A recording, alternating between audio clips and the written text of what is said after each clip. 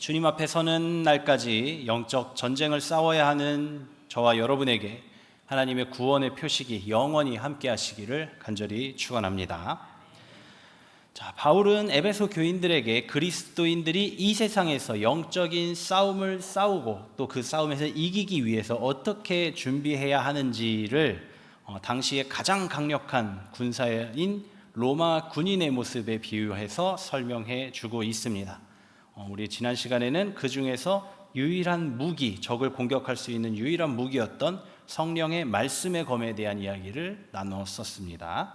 오늘은 그 역순으로 말씀의 검부터 시작했으니까 그 뒤로 순서를 넘겨서 이제 구원의 투구에 관한 이야기를 나눠보고자 합니다. 먼저 사진을 한 장 보시겠습니다. 자, 지금 보시는 게 지난번에도 잠깐 보셨겠지만은 로마군이 사용했었던 투구입니다. 그 전에 보이는 그 약간 청동으로 녹슬어져 보이는 투구가 있죠.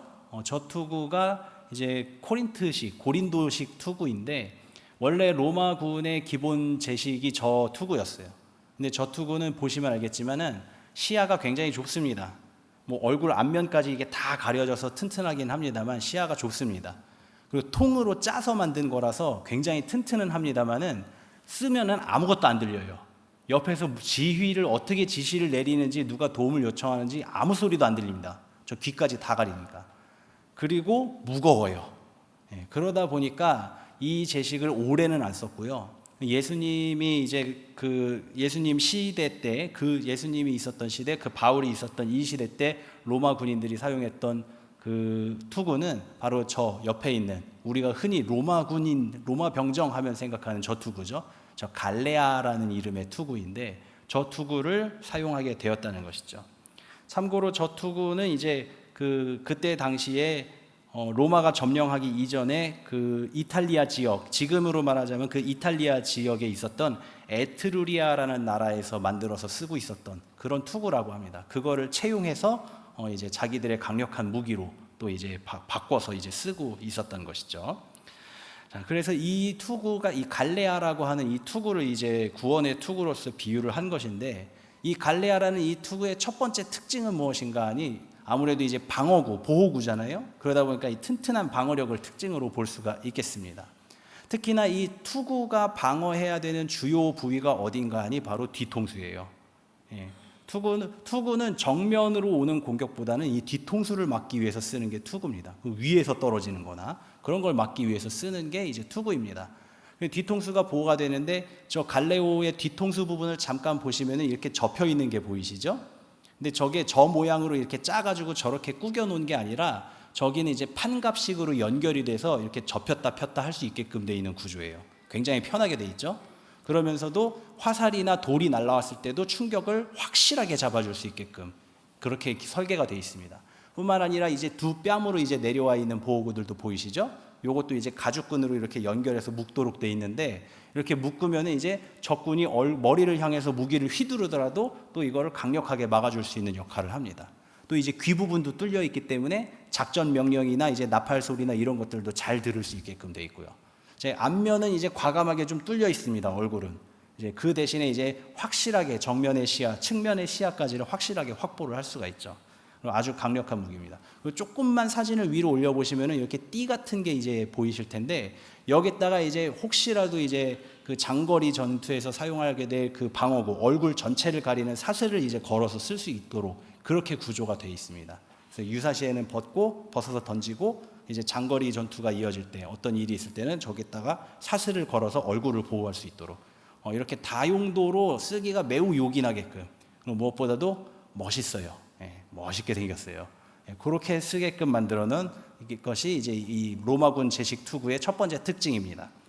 두 번째 특징은 조금 더 위로 올라가면 지금 보이는 저 빨간 닭벼슬 같이 생긴 저 머리깃이 이제 두 번째 특징이죠. 이게 단순히 그냥 로마군이다라는 그런 위엄을 상징하는 그런 장식이 아니라 이게 군대 내에서의 직분 계급을 상징을 합니다. 그래서 직분마다 저 깃의 모양과 길이가 조금씩 달랐다고 해요.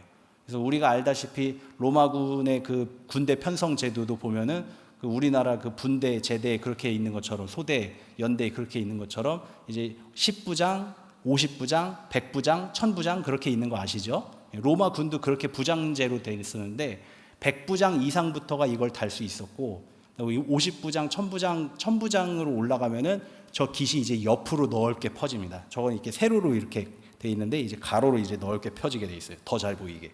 그런 식으로 해서 저 깃으로 이제 자기의 신분을 나타냈다고 하죠. 신분을 나타내는 또 하나의 도구가 이제 붉은 망토도 있었습니다. 이 망토는 지휘관들만, 그러니까 이 깃과 망토는 지휘관들만 가질 수 있었던 그런 것이죠. 그런 특징이라는 것이죠. 특히나 로마 군에서는 이 지휘관들의 이 제식, 복장, 저 장식품들을 굉장히 중요하게 여겨서 심지어는 전투 중에도 저런 장식들을 떼서 버리지 못하게 만들었어요. 여러분들 남성분들이야 이제 잘 아시겠지만 망토를 두른 상태로 싸운다라는 게 얼마나 불리한 일입니까? 그렇죠? 적군이 혹시라도 망토를 잡아채면은 굉장히 불리해지는 거예요. 우리 남자들 넥타이 메고 싸우는 것도 굉장히 불리한 거 아시죠? 이거 잡혔다면 그냥 끌려가는 수밖에 없거든요. 그래서 싸우면 넥타이부터 풀어 제끼고 싸우는데 그런 모습들을 보죠. 마찬가지로 망토를 또 깃을 저렇게 달고 싸운다라는 건 굉장히 불리한 일임에도 불구하고 그거를 전투 중에도 떼는 걸 허락하지 않았대요. 그만큼 명예를 또 굉장히 중요시했다는 거죠. 자기를 나타내는 거. 또 전투 중에 그 붉은 깃을 봐야 병사들이 누굴 따라가야 될지를 정하는 거예요. 아, 저분이 나의 지휘관이구나. 그걸 따라가는 거예요. 반대로 이제 적군들의 입장에서는 저 사람을 먼저 치면은 우리가 이길 수 있겠구나라는 표적이 되기도 하죠. 그러니까 지휘관의 책임감은 그렇게 무거운 거죠. 그래서 심지어는 전투 중에 이제 전사를 했을 때도 이 붉은 망토와 저 깃으로 신분을 이제 판별을 하고 이렇게 장례를 치렀다라는 이야기가 전해지고 있습니다. 자, 바로 이런 갈레아, 그 로마군의 투구, 갈레아의 특징을 보고서 그리스도의 군사인 우리들에게 구원의 투구를 준비하라고 바울은 가르치고 있는 것입니다. 자, 그러면은 구원이란 무엇인가에 대해서 잠깐 이야기를 하고 이것이 구원이 어떻게 투구와 연결이 되는지를 함께 살펴보도록 하겠습니다. 구원이라는 것 일반적인 사회의 뜻에서 살펴보면은 위급한 상황에서 어떤 도움을 받아 그 위기를 모면하는 것을 구원이라고 합니다. 또 우리 신학적인 의미로, 우리 기독교적인 의미로 이것을 다시 해석을 하면은 우리에게 있어서 구원은 이것이죠. 죄로 인해서 우리는 하나뿐인 목숨을 그 죄의 대가로 치러야만 해요. 그 죄의 대가로 치러야만 합니다. 그러면은 우리에겐 남는 목숨은 없어요. 그러면 우리에게 남은 건 영원한 멸망뿐입니다. 그런 우리를 대신해서 하나님께서는 독생자 예수 그리스도를 우리에게 보내주셔서 그 예수 그리스도를 십자가의 대속제물로 삼으심으로써 우리의 죄를 사해 주신 거예요. 우리의 죄의 값을, 그 피 흘려야 되는 그 값을 예수 그리스도를 통해서 대신 지불해 주셨다는 거죠. 그리고 우리에게 생명을 주셨어요. 다시 한번 살 수 있는 기회를 주셨어요. 그래서 우리는 그것을 구원이라고 부릅니다. 그것을 우리는 구원이라고 부릅니다. 그래서 이제 우리를 구원하신 예수 그리스도를 우리는 믿기만 하면은 우리는 그 예수 그리스도의 보혈의 피의 권세로서 구원을 얻게 되는 것이죠. 하나님의 은혜로서 얻는 것입니다. 그러면은 이 구원이 어째서 투구가 되는가? 이제 본격적으로 이야기를 시작해 보도록 하겠습니다. 첫 번째로 갈레오 로마 군사들의 이 투구의 특징이 첫 번째가 이제 그 보호구로서의 역할, 방어력이 튼튼하다라는 이야기를 했었죠. 로마 군사의 머리를 노리는 후방과 측방 공격에서 군사의 생명을 지키는 역할이 바로 이 투구의 역할이었습니다. 마찬가지로 구원은 우리 그리스도들의 군사들에게 있어서 부지중에 날아오는 사탄의 화살로부터 우리의 후방과 측방을 보호하는 역할을 해준다는 것이죠. 성경을 통해 사탄이 과연 무엇으로 그리스도인들, 하나님의 자녀들을 공격하는가를 잠깐 살펴보겠습니다. 몇 가지만 살펴보겠습니다. 그 사탄의 역사 중에 첫 번째는 무엇인가 하니 이간질입니다. 욥기의 이야기를 보면은 하나님의 회의가 있는 자리에 사탄이 들어가죠. 하나님께서 사탄에게 너 뭐 하다 왔니? 어디 갔다 왔니? 물어보니까 사탄이 대답을 하고 그리고 하나님께서 너 욥 봤니? 질문을 하십니다. 그리고 사탄 앞에서 욥을 자랑을 하시죠. 야, 그처럼 순전하고 온전한 사람이 없어. 참 아주 이뻐. 자랑을 하시죠. 그랬더니 이제 사탄이 이간질을 합니다. 그게 이 말씀이죠. 사단이 여호와께 대답하여 이르되 욥이 어찌 까닭없이 하나님을 경외하겠습니까?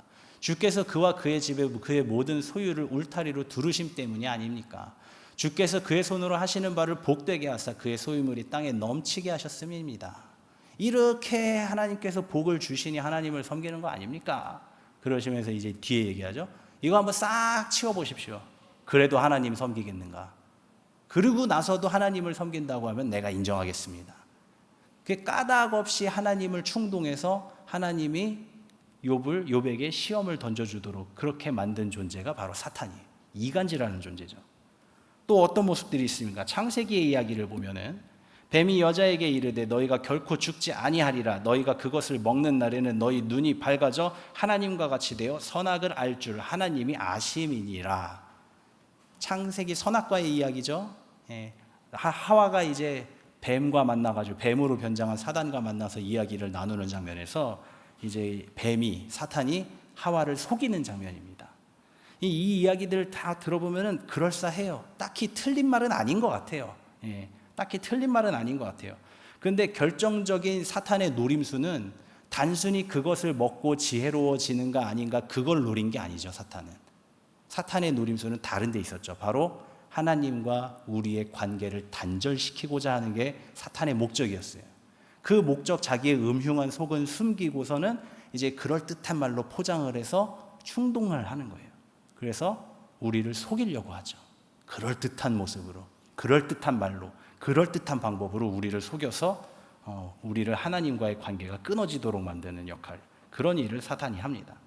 또 세 번째로, 사탄은 우리가 잘 알다시피 사탄에 대해서 간단하게 얘기하면 참소하는 자다라고 이야기를 하죠. 그 참소라는 뜻이 무엇이냐면은 무고한 사람을 유죄인 것처럼 고발하는 것을 참소한다라고 합니다. 그리고 요한계시록 12장 10절 말씀, 이제 하나님의 모든 심판의 마지막 마무리가 되는 그 부분이죠.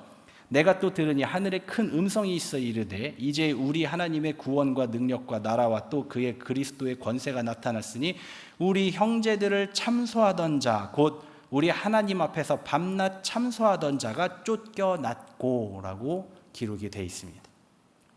그러니까 하나님의 모든 심판이 마무리되던 그때에 하나님 앞에서 늘 왔다 갔다 하면서 성도들을 참소하던 그 사탄이 드디어 쫓겨났다. 이 이야기를 요한계시록에서 전하고 있는 것이죠. 이처럼 사탄은 우리 구원받은 성도들의 주변을 어슬렁 돌아다닙니다. 이렇게 찔러보고 저렇게 찔러보고 하면서 혹시라도 우리한테 꼬투리 잡고 트집 잡을 게 있을지 계속 찔러봐요. 계속 주시하고 살펴보고 찔러봐요.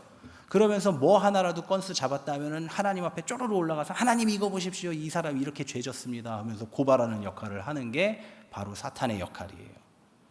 그렇기 때문에 우리는 사탄에게 영적인 눈이 아주 밝게 뜬 사람, 하나님께서 우리의 영안을 확 열어주셔서 모든 영들을 그 불꽃같이 바라볼 수 있는 그러한 권세를 주신, 그러한 은사를 주신 그런 분이 아니고서야 사탄이 나를 어떻게 공격하는지 우리는 대부분 다 몰라요. 뭘로 사탄이 지금 나를 하나님 앞에 고소하고 있는지 우리는 대부분 몰라요. 그거를 잘 몰라요. 그렇기 때문에 우리는 사탄의 공격을 눈치채는 것조차가 쉽지가 않습니다. 이럴 때 바로 무엇이 필요하냐? 바로 구원의 투구가 필요한 거예요. 구원의 투구가 필요한 겁니다. 하나님 앞에 구원의 투구가 없었다면 우리는 하나님 앞에 고발당한 우리의 죄들이 쌓여서 그 죄의 값을 치르지 못하고 결국은 멸망할 수밖에 없을 것입니다. 그러나 우리는 하나님께 예수 그리스도를 믿는 믿음으로 말미암아 구원이라는 은총을 얻은 사람들이에요. 이게 무엇입니까? 우리의 모든 죄를 예수께서 담당하셔서 용서해 주셨다는 거예요. 다 치러 주셨다는 거예요. 그 죄의 대가를. 사탄이 무엇으로 우리를 참소하든지 간에 우리는 그 모든 대가를 예수 그리스도께서 다 치러 주셨다는 거예요. 그래서 구원은 한 번에 이루어지는 역사의 끝이 아닙니다. 구원은 나의 생 동안에 내가 주님 앞에 서는 그날까지 계속해서 반복돼서 일어나는 일이에요. 내 안에서 오늘도 주님은 십자가를 지시고 피를 흘리시는 겁니다. 나의 죄를 담당하기 위해서 내 죄가 있을 때마다 하나님께서는 십자가를 지시고 죽으시는 거예요. 그 역사가 날마다 일어나는 게 바로 구원이에요. 우리는 날마다 구원받으며 살고 있는 존재들이라는 것입니다. 그래서 이 예수 그리스도의 구원의 역사가 우리 안에서 끊임없이 반복됨으로 말미암아서 이제는 사탄이 우리에게 어떤 것으로 하나님 앞에 참소하든지 간에 그것이 거짓이든 아니면 실제로 우리가 지은 죄가 실제로 있든지 그것의 유무는 상관이 없어요. 무엇이 됐든지 간에 이미 예수 그리스도의 보혈로 우리는 용서함을 받았기 때문입니다. 그 은혜를 우리가 받은 구원이라는 그 큰 은혜를 우리가 받은 사람들이라는 거예요. 그래서 우리가 구주 예수를 구주로 믿음으로써 받은 구원은 로마군의 투구 이 갈레오처럼 우리의 시야 밖에서 우리가 알지 못하는 곳에서 우리가 깨닫지도 못하는 것으로 우리를 공격하는 그 사단의 모든 공격을 무효화시키는 역할을 하는 것이 바로 이 구원이라는 거죠. 그래서 구원의 투구가 우리에게 필요한 것입니다.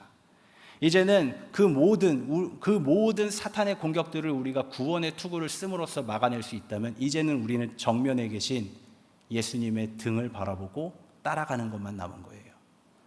오늘도 이 시간에도 나의 앞서서 저 앞에서 그 모든 사탄의 세력들과 싸우면서 앞서 나가시는 그 주님의 등을 바라보며 따라가는 것, 그것이 바로 우리 십자가의 군사들, 주님의 군사들이 해야 할 일이라는 것입니다. 사랑하는 성도 여러분, 우리가 예수 이름으로 구원받았다는 것이 어떤 의미인지를 잘 기억하시기 바랍니다. 그것은 한 번 쓰고 버리는 일회용 티켓이 아닙니다. 날마다 반복되는, 주님은 내 안에서 나를 위해서 끊임없이 죽으시고 끊임없이 부활하시며 내가 사탄의 관계로 말미암아 멸망하지 않도록 오늘 이 시간에도 나를 구원하고 계십니다. 그러니 우리가 받은 은혜가 얼마나 큰 것입니까? 한 번 목숨을 대속받았다라는 것도 값을 치를 수가 없는 어마어마한 은혜일 것입니다. 그런데 한 번이 아니라는 거예요. 내 목숨이 다해서 주님 앞에 서는 그날까지 내가 알고 지은 죄, 모르고 지은 수많은 죄악들을 다 용서함 받았다는 거예요. 그때마다 주님께서는 나를 위해서 십자가를 지시고 피 흘리심으로 구원을 이루어 가신다는 거예요. 그러니 이 은혜가 얼마나 큽니까? 이 은혜를 생각하면서 이제는 우리 영의 눈을 들어서 십자가를 지고 앞서가시는 그 주님의 등을 바라보시기 바랍니다. 피를 흘리며 앞서 나가시는 그 주님의 등을 바라보고 따라 나아가시기 바랍니다. 그 뒷모습을 바라볼 때에 그 은혜와 감동이 우리를 감화시켜서 우리가 그리스도의 군사로서 살아갈 수 있는 원동력이 될 것입니다. 둘째로 로마 군사의 투구 갈레오는 그 군사의 신분을 나타내는 표식이 있었다. 그 붉은 깃이 표식이었다라고 말씀을 드렸습니다. 마찬가지로 구원은 그리스도의 군사들이 이 세상 속에서 영적인 전쟁을 치르고 있는 구원받은 군사라는 특징을 나타내는 역할을 합니다. 사도행전의 말씀을 잠깐 보면 초대교회의 모습이 나오는데요. 초대교회의 모습을 이렇게 요약하고 있습니다. 하나님을 찬미하며 또 온 백성에게 칭송을 받으니 주께서 구원받는 사람들 날마다 더하게 하시니라. 예루살렘의 초대교회에서부터 시작해서 각 지역에 이제 교회들이 세워지고 그리스도인 공동체가 세워지기를 시작하는데 그 무리가 형성되면서 공통적으로 두 가지 반응들이 일어납니다. 첫 번째 반응은 뭐냐면은 그들이 칭송받았다라는 거예요. 또 두 번째 반응은 뭐냐면은 그들이 억압당했다라는 거예요. 여기에서 억압당했다라는 반응은 왜 나타나는가 하니 종교적인 이유 때문에 일어납니다. 유대인들에게 있어서는 이단이라고 우리 그 목사님 말씀을 통해서 다 배웠죠. 원래는 이제 예수 그리스도를 따르는 이 도가 원래는 갈릴리파, 나사렛파라고 하는 유대교의 한 분파로 인정되다가 나중엔 이단으로 이제 판정이 되어서 배척당했다라는 거. 우리가 또 성경에서도 보는 내용들이 그것 아닙니까? 유대인들이 쫓아다니면서 방해를 하잖아요. 이런 종교적인 이유로 박해를 받았다. 또 에베소 교회에서도 우리가 이야기를 볼 수 있다시피 그 에베소 지역에 있는 이방신들, 그 이방신들은 다 잘못된 거고 오직 하나님만 유일한 하나님이시다. 이것을 주장하다 보니까 그 이방신을 섬기는 사람들에게 있어서는 이거를 가만둘 수 없는 거죠. 그래서 종교적인 이유 때문에 억압을 당했습니다. 그럼 칭송받았다라는 것은 과연 어떤 것이냐? 바로 사도행전에서 나타난 그 모습들이 사람들에게 칭송받는 모습이었던 것이죠. 좀 더 구체적으로 말씀을 드리자면은 주변 그들의 그 그리스도인들의 모든 삶의 주변 사람들에게 선한 영향력을 미치고 구원과 기쁨과 감사와 사랑을 전하는 삶으로 변화되었기 때문입니다. 이는 예수님의 가르침을 따라서 평화를 추구하고 차별을 버리고 개인의 욕심을 버리고 공동체의 유익을 추구하면서 주님이 오시는 그날까지 검소하게 살면서 베풀고 나누는 것에 힘썼기 때문에 나타나는 평가였습니다.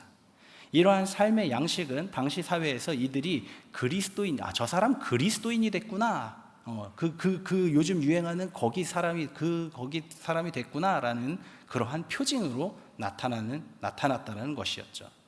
이렇게 살 수 있었던 원동력이 바로 구원의 확신이었습니다.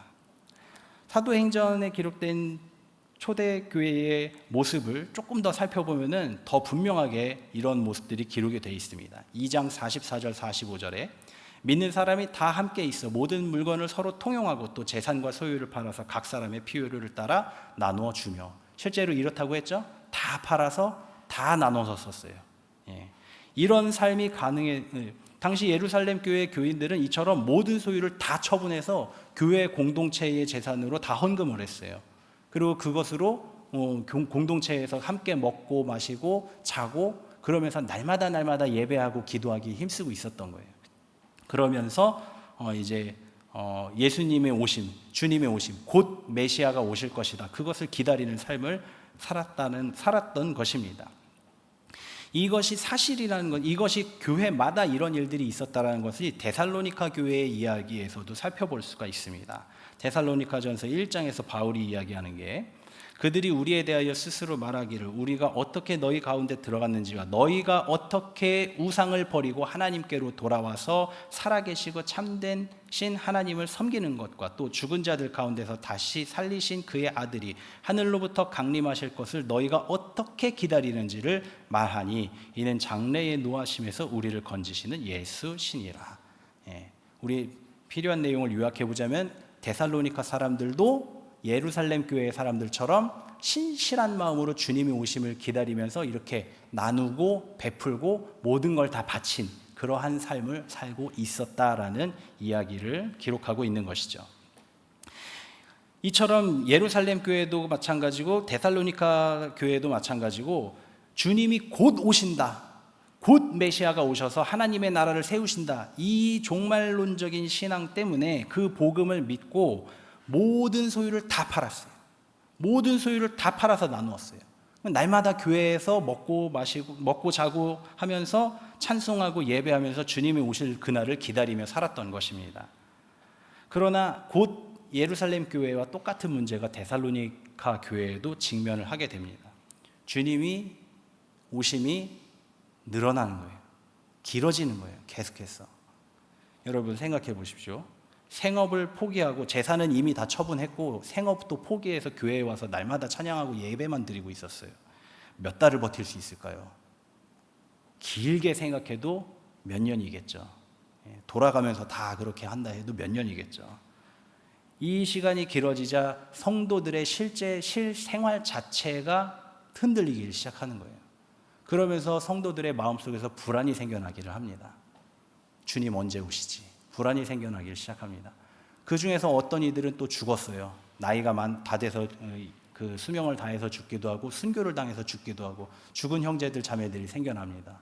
주님이 분명히 오신다고 했는데 우리들은 이제는 이 땅에서 살아갈 수 없는 그런 상황이 되어 가버리고 주님은 오시지 않고 우리 가운데 먼저 죽는 성도들, 친구들이 생기고 우리는 어떻게 해야 되나? 주님은 과연 언제 오시나? 이것 때문에 교회가 흔들리기를 시작하는 거예요. 이러한 문제들이 심각하게 초대교회를 휩쓸고 있다 보니까 사도들과 바울이 이 문제를 신학적으로 해결할 필요가 있었던 것이죠. 그래서 그 서신서, 신약성경 후반에 나오는 서신서에는 그 내용들이 자주 나옵니다. 주님이 오심이 어떤 것인지에 대해서 올바르게 다시금 가르쳐주는 내용들이 기록되어 있는 것이죠. 데살로니카의 서신에서도 나옵니다. 5장 14절 말씀에 또 형제들아 너희를 권면하노니 게으른 자들을 권계하며 마음이 약한 자들을 격려하고 힘이 없는 자들을 붙들어주며 모든 사람에게 오래 참으라. 이게 데살로니가 전서의 마지막 부분에서 이제 권면하고 인사하면서 나오는 내용입니다. 여기서 게으른 자들을 권계하라라는 것이 성품 자체가 게을러서 맨날 놀고 먹고 하려는 그런 사람들을 권계하라는 내용이 아니라 모든 걸 다 팔고 그냥 교회에서 날마다 예배만 드리고 기도만 드리고 있는 이들에게 가서 생업을 하라라고 권면을 하라는 그 내용이에요. 가서 생업을 해라. 마치 예레미야가 그 포로로 간 그 땅에서 밭을 일구고 결혼도 하고 자식도 낳고 그렇게 열심히 잘 살고 있어라 라고 권면했던 그 내용과 똑같은 내용인 거예요. 우리의 삶을 살아야 한다. 그 내용을 이제 가르치고 있는 것이죠. 마음이 약한 자들은 이런 어수선한 분위기 속에서 내가 이 신앙을 잘못 믿었나, 내가 사기당한 건가, 그러면서 마음이 약해지는 성도들을 권면하라. 그들이 우리의 믿음은 잘못된 것이 아니고 틀린 것이 아니다. 주님의 약속은 확실하다라는 것으로 권면을 하라는 것이죠. 힘이 없는 자들, 이미 다 팔아서 내 모든 소유 다 팔아서 다 처분됐고 나는 이제 남은 게 아무것도 없는, 내가 할 수 있는 것도 아무것도 없는 이런 힘이 없는 자들, 그런 자들을 붙들어주고 그러면서 주님이 오시는 날까지 모든 것에 대해서 오래 참으며 인내하라 라고 권면을 하고 있는 것이죠. 이러한 문제들은 주님의 재림을 오해한 것으로부터 비롯된 것이죠. 그래서 바울과 베드로를 비롯한 모든 사도들이 이 부분을 재조정을 한 것입니다. 실제로 주님께서도 재림에 관하여서는 곧 올 테니까 모든 거 다 버리고 무조건 나만 기다리고 살아라 라고 가르치지 않으셨어요. 그러지 않으셨어요. 언제 올지 모른다. 오직 그날은 하나님께서만, 아버지께서만 아신다. 그러니 너희는 준비하고 기다려라 라고 말씀을 하셨죠. 그래서 교회 이전처럼 우리의 삶, 우리의 생이 지장이 생길 정도로 교회 생활, 신앙 생활에만 몰두하는 것은 이제 좀 자제하고 자기의 삶과 신앙을 공존하면서 살아가는 것이 그리스도인의 바른 자세다. 이것을 이제 가르쳐 주고 있는 것입니다. 성실하고 정직하게 일하고 검소하게 생활하고 그리고 모여서 함께 예배하고 기도하기에 힘쓰고 또 함께 검소하게 생활하면서 나머지 모은 그 돈으로 구제하고 베풀기에 힘쓰고, 이것이 바로 그리스도인의 구원받은 자들의 삶의 모범이라는 것이죠. 그렇게 해서 이런 삶을 사는 사람들은 바로 그리스도인이다라는 표식이 되는 것입니다. 사랑하는 성도 여러분, 주님의 오심과 그 주님이 오시는 그날에 내가 구원받을 것을 확신하십니까? 확신 못 하시는 것 같은데. 다시 한번. 여러분은 주님의 오심을 믿고 또 그날에 내가 구원받을 것을 확신하십니까? 그렇다면 여러분들의 삶은 주님의 말씀을 믿어서 언제 오실지 모르는 주님을 기다리는 삶을 살고 있습니까? 아니면 초대교회의 어떤 교인들처럼 주님이 오시긴 오시는데 아마 나 때는 아니겠지라고 생각하면서 신앙생활을 하고 계십니까? 주님께서 10처녀의 비유로 말씀을 하셨죠. 혼인잔치에 결국 최종 탈락하게 된 5처녀들도 등불을 들고 있었던 처녀들입니다. 이것을 우리에게 다시 한번 적용하자면 지금 구원받았다고 확신하며 신앙생활을 해가는 사람들 중에 최후 탈락할 사람이 있다는 뜻이에요. 최종 구원을 받은 처녀들과 최종 탈락한 처녀들의 결정적 차이가 어디에 있습니까? 바로 주님의 재림을 성실히 믿고 준비하면서 살아갔는지 그 마음가짐의 여부입니다. 어리석은 처녀들도 주님이 오신다는 것 자체는 믿었어요. 그런데 기다리다가 안 오시니까 나중에 오시려나 보다 하고선 방심하게 된 것이죠. 그것이 바로 최종 탈락의 이유가 되었습니다. 지혜로운 처녀들은 무엇입니까? 그 주님이 오심을 기다리는데 내 생활에도 성실하게, 주님 앞에서도 성실하게, 그래서 어디 하나에서도 흠잡을 것 없이 정직하고 성실하게 그렇게 살아가던 주님이 오실 때까지, 그날이 언제가 됐든 100년이 됐든 내일이 됐든 언제라도 상관없게끔 그렇게 준비하며 살아가던 처녀들이 바로 최종 선택받은, 최종 구원을 얻은 그런 처녀들이라는 것이죠. 우리가 구원의 투구를 온전히 준비해서 쓰기 위해서는 이처럼 주님의 오심을 확신하는 믿음이 필요합니다. 그리고 그 재림이 언제라도 괜찮도록 늘 준비하며 스스로의 신앙과 생활을 돌보는 마음가짐이 필요합니다. 스스로의 신앙과 스스로의 생활을 스스로 돌보려는 마음이 필요하다는 것입니다. 그렇게 한다면 우리의 삶은 구원받은 자의 붉은 표식이 높게 쓰게 될 것입니다. 그러면 우리와 함께하는 우리 교우들, 또 영적인 전쟁에 있어서는 우리의 전우들이 보는 거죠. 보고 따라가는 겁니다. 아, 저 사람이 우리의 지휘관. 우리는 저 사람을 따라가야지. 저 사람과 함께 싸울 수 있지. 그렇게 해서 따라가는 거예요. 그리고 우리는 우리를 공격하는 그 사탄에게 있어서 위압을 나타내는 이 두려움의 상징인 붉은 깃발. 그리고 세상에 믿지 않는 사람들에게 예수 믿는 사람들은 저렇게 사는 거구나. 예수 믿는 사람들의 사상은 저렇구나라는 것을 보여주게 되는 것이죠. 그것이 바로 구원의 투구입니다.